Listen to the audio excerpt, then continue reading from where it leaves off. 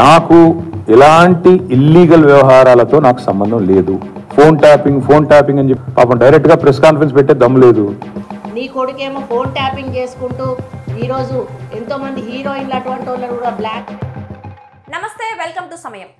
Phone tapping విషయంలో తనపై తప్పుడు ఆరోపణలు చేశారంటూ మంత్రి కొండా సురేఖతో పాటు మరో ఇద్దరు కాంగ్రెస్ నేతలపై బీఆర్ఎస్ వర్కింగ్ ప్రెసిడెంట్ కేటీఆర్ పరువు నష్టం దావా వేశారు. తన ప్రతిష్టకు భంగం కలిగించే విధంగా నిరాధారమైన వ్యాఖ్యలు చేసినందుకు క్షమాపణలు చెప్పాలని, లేకుంటే న్యాయపరమైన చర్యలకు సిద్ధంగా ఉండాలని కాంగ్రెస్ నాయకులను కేటీఆర్ హెచ్చరించిన విషయం తెలిసిందే.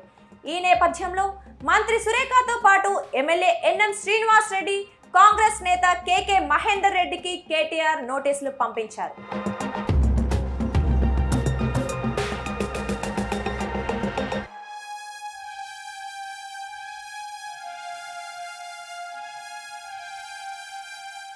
బీఆర్ఎస్ వర్కింగ్ ప్రెసిడెంట్ కేటీఆర్ ఆదేశాలతోనే తమ ఫోన్లను ట్యాపింగ్ చేశారంటూ ఓ ఇంగ్లీష్ న్యూస్ పేపర్ కు ఇచ్చిన ఇంటర్వ్యూలో మంత్రి కొండా సురేఖ కామెంట్స్ చేశారు.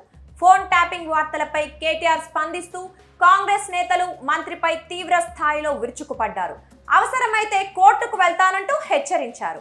నిరాధారమైన మతి లేని ఆరోపణలు చేసిన కాంగ్రెస్ నేతలు మంత్రి కొండా సురేఖ వెంటనే క్షమాపణ చెప్పాలని డిమాండ్ చేశారు. లేని పక్షంలో లీగల్ నోటీసులు, పరువు నష్టం దావాలు ఎదుర్కోవాల్సి ఉంటుందని హెచ్చరించారు. వాస్తవాలను సరిచూసుకోకుండా ఇలాంటి వార్తలను ప్రచురించే మీడియా సంస్థలకు కూడా లీగల్ నోటీసులు పంపిస్తామని కేటీఆర్ స్పష్టం చేశారు. కేటీఆర్ హెచ్చరించినట్లే ఈ రోజు లీగల్ నోటీసులు పంపించారు. నాకు ఎలాంటి ఇల్లీగల్ వ్యవహారాలతో నాకు సంబంధం లేదు. ఫోన్ ట్యాపింగ్ అని చెప్పి లీకు వీరుడు రేవంత్ రెడ్డి గారు పాపం డైరెక్ట్ గా ప్రెస్ కాన్ఫరెన్స్ పెట్టే దమ్ము లేదు. డైరెక్ట్ గా ఆధారాలు ప్రజల ముందు పెట్టే దమ్ము లేదు. ఏముందో విషయం ఎవరికి తెలియదు.